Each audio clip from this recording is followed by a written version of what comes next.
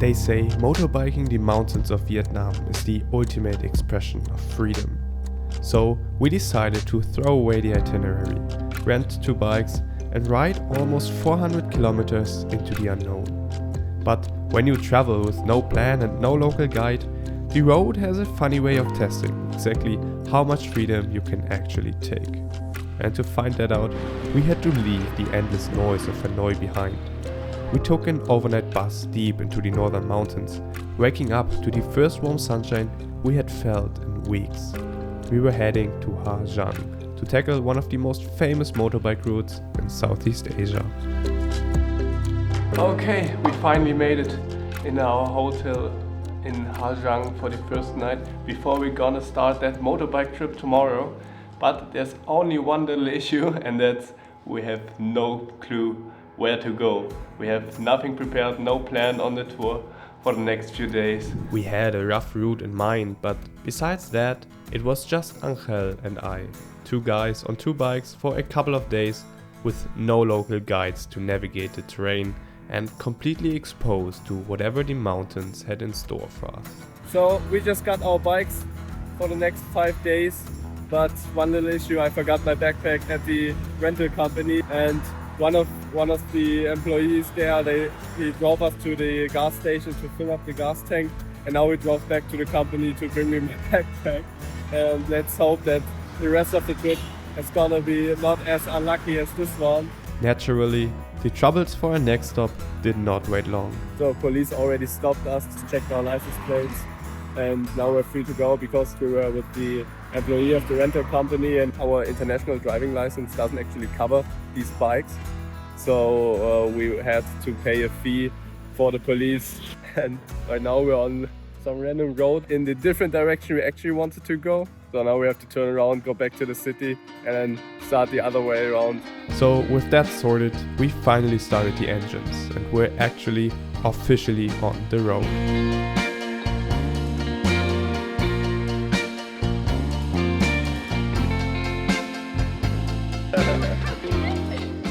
You just stop somewhere along the road and then you're surrounded by some local kids. And all of a sudden, other girls join us and take pictures with us. Uncle found a new girlfriend. Not far from that encounter, the valley started to show its real scale, and we found ourselves within this massive rice field. First time for us driving through this rice fields in this valley between the mountains, and it looks amazing. First time over these last 10 days that we actually have good weather. Before was pretty shitty, so it's just an awesome feeling driving through the mountain range, and I think it's gonna be even better in the future.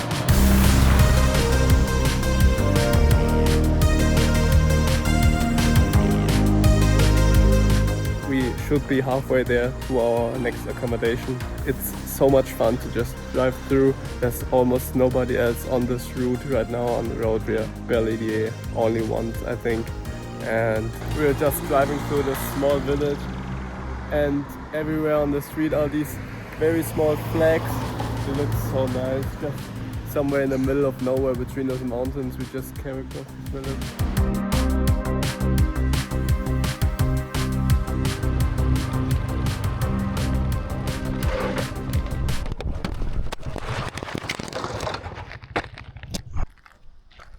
This one is gone.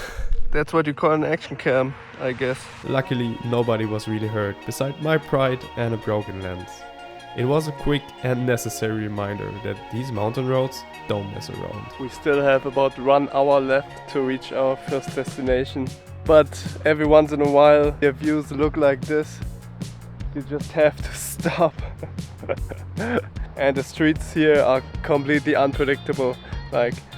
For a few hundred meters looks like this, pretty fine, and then you go around the corner and it's just a gravel dirt road, and it's so unpredictable. That's why it's taking us a pretty long time to reach our destination for day 1. I hope we're gonna make it before it gets dark, but it's only 20 kilometers left, so also depends on how often we're gonna take a break like this, because we can't resist to views like this.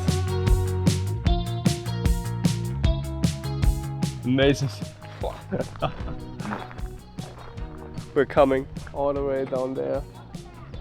But that's the landscape I expected here. It's so nice. Wow. I got myself a nice Sprite from here. What better way to enjoy the Sprite? No product placement, by the way.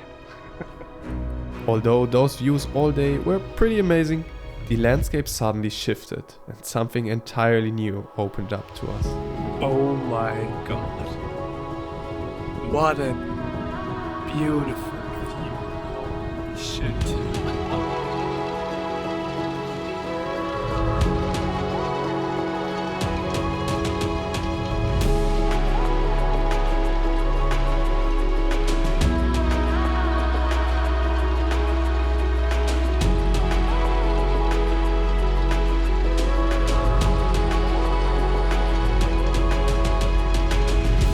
Just arrived at the hotel. It's 5:13, so I think we were on the way like 6.5 hours, something like this, for around 55 kilometers. Looks like we are sleeping on the floor the first time.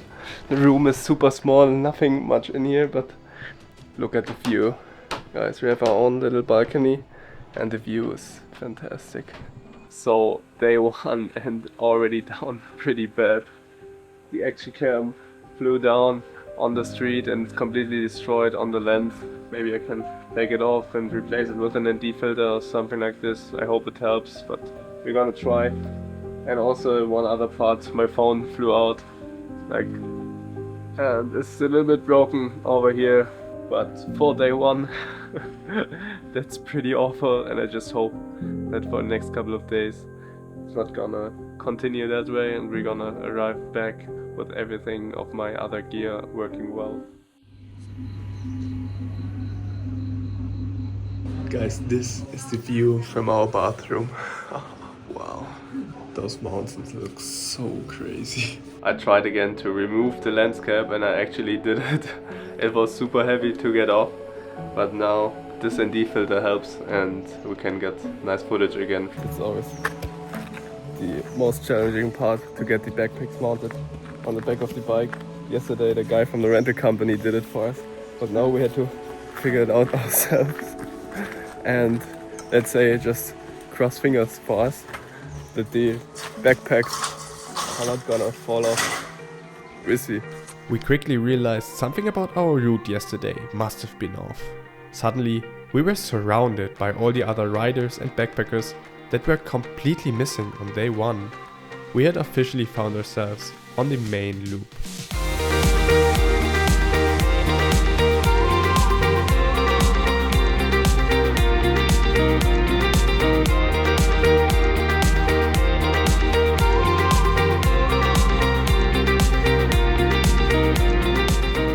Made a quick stop here at the viewpoint, because down there you can see the roads shaping like an M, which is the waterfall, which is what makes this point famous. I mean, there are so many trees going on right now. It's beautiful weather. Driving along the roads here is so beautiful. Now let's get back on the road. The good thing about hitting the main loop was that the roads were finally paved and smooth. And we needed that because we had over 90 kilometers of hard riding ahead of us for this lap.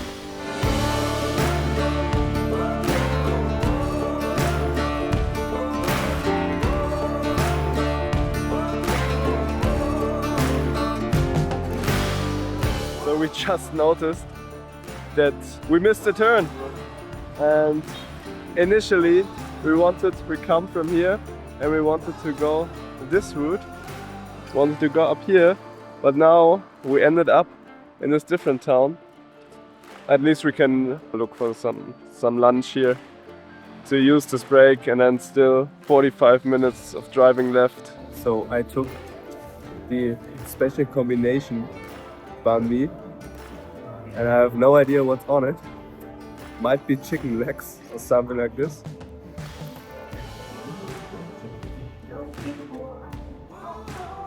But there's a lot of hard stuff on it.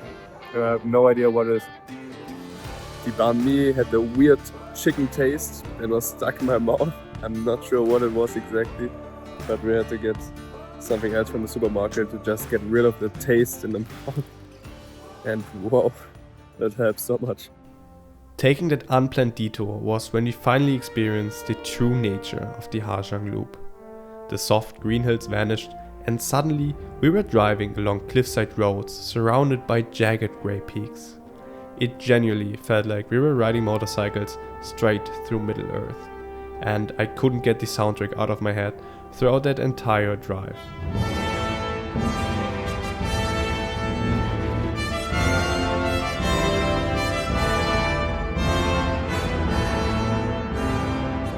Wow, we had to make another stop because the views here are unbelievable. The whole ride today I got the feeling of driving through Middle Earth, like being part of Lord of the Rings. But what I'm seeing now is, yeah, definitely strengthens that feeling, because all the way down in the cliffside of these mountains there's a small river, and the whole road is just on the side of this mountain with this incredible views, and the mountainside just going right down beside the road. And wow, it's truly crazy. That cool mountain breeze up here was exactly what we needed.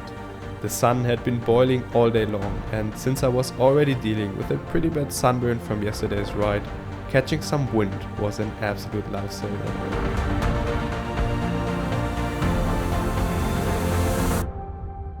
So we made it back to the hotel after 6 hours of driving, and I think it was around 90 to 95 kilometers in total. So way more than yesterday, but at least the roads were better, so we could actually drive. But man, what a coincidence it was. We missed a turn, we noticed it too late to turn around, and then we used this opportunity, got some lunch, some cash, and on the road to the hotel we went along this amazing mountainside road with incredible views. Now I understand why the Ha Giang loop is so hyped everywhere. Everyone I saw posting about Vietnam was like, this is the most important thing you have to do here. And after 2 days of 5, I can honestly say this is so true. It felt like being part of Lord of the Rings, driving through Middle Earth. It's crazy, and I can't wait to see what the next couple of days will look like. We set up base for the night in Dong Van, one of the northernmost towns in Vietnam, sitting just across the Chinese border. When we walked out into the town right around sunset, the energy was incredible. The streets were completely alive with people of all ages just hanging around and playing games together. A kind of vibrant community spirit you rarely ever see back home in Germany. It was a whole vibe of its own.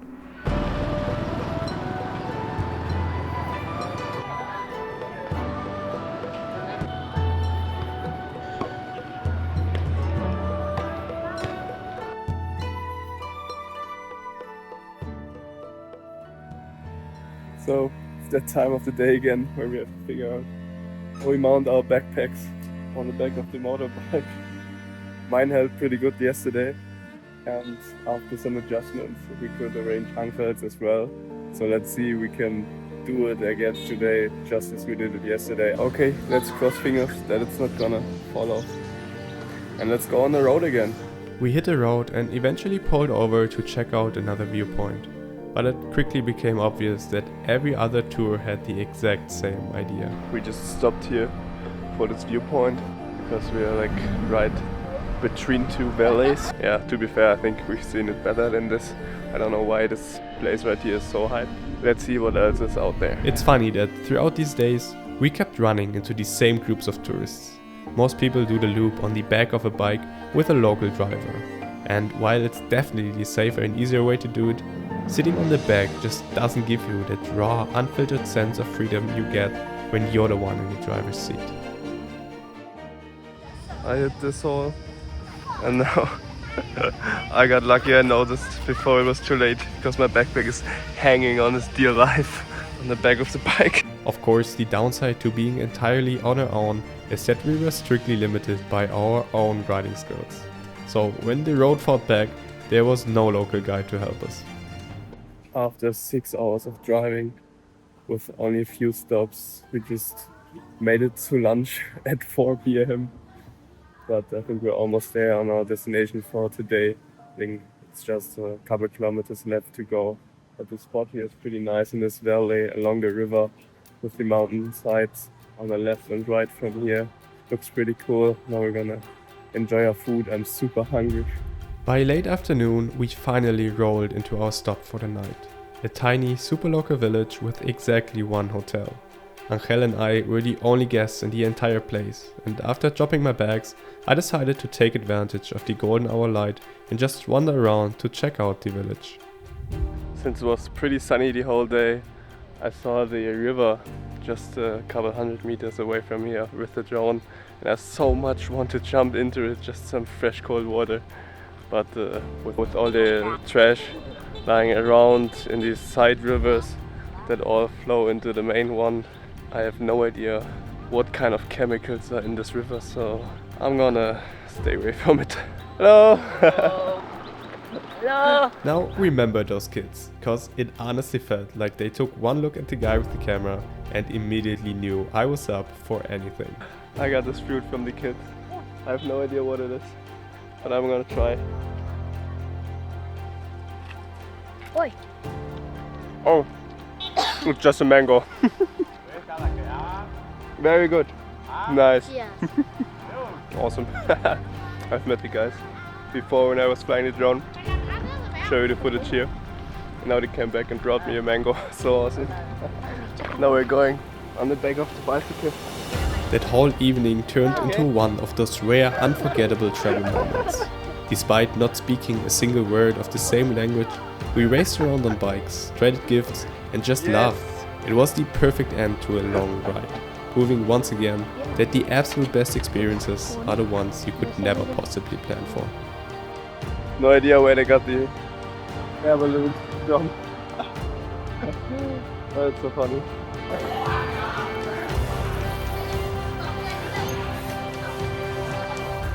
Hả? Ok. Okay. Dọn sang đây đúng không? Good morning, guys. Today is actually our last day on this road trip. We were looking for a couple of hotels to spend the next night at, and that's when we realized that the next town with hotels is actually Ha Giang City, the starting and end point of this road trip. So the only thing we can do now is drive back to Ha Giang City and finish the trip one day earlier. We had a pretty long ride ahead of us to make it back to Ha Giang City. The sunshine we had gotten used to over the last few days was gone, replaced by some pretty massive moody clouds. The forecast was actually calling for rain, so we were just crossing our fingers that we wouldn't get soaked. So we just stopped to get some breakfast, and it's so cold today. I think the other days it was like 23, 24 degrees and some sunshine. And today it's just cold wind, and it's only like 12 or 13 degrees. It's so cold, especially on a water bike. Along the way, we kept passing locals working up on these super steep limestone cliffs. They were harvesting tall grass and burning small patches of the land. Turns out, it's a traditional farming technique used by local minorities like the Hmong people. They do controlled burns to clear the land and return nutrients to the rocky soil, while the tall grass is gathered up to feed their livestock over the winter. It was a stark reminder of the incredible resilience required to actually live in these mountains, rather than just ride through them.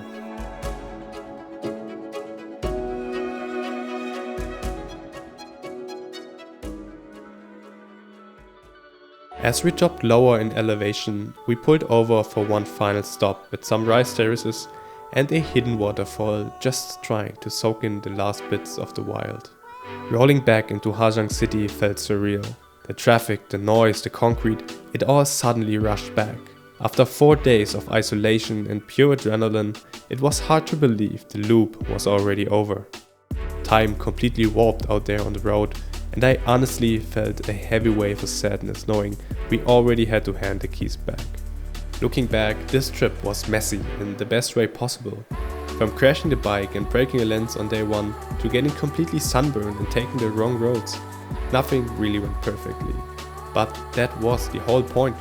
Because we didn't have a strict schedule, we ended up finding unbelievable sunset views and spending an entire evening just laughing and playing with the locals. For me, riding through Vietnam felt like total freedom. It proved that you don't always need to overplan or wait for the perfect itinerary. Sometimes, just showing up and seeing what happens is the best plan you can make. Okay, I completely forgot to film the outro for the video, but if you enjoyed that adventure, then make sure to check out the whole playlist on the Southeast Asia backpacking trip, and make sure to subscribe so you don't miss out the next one, where I'll be taking you behind the scenes on how we film social media content for 5-star luxury resorts in Thailand. So, see you in the next one.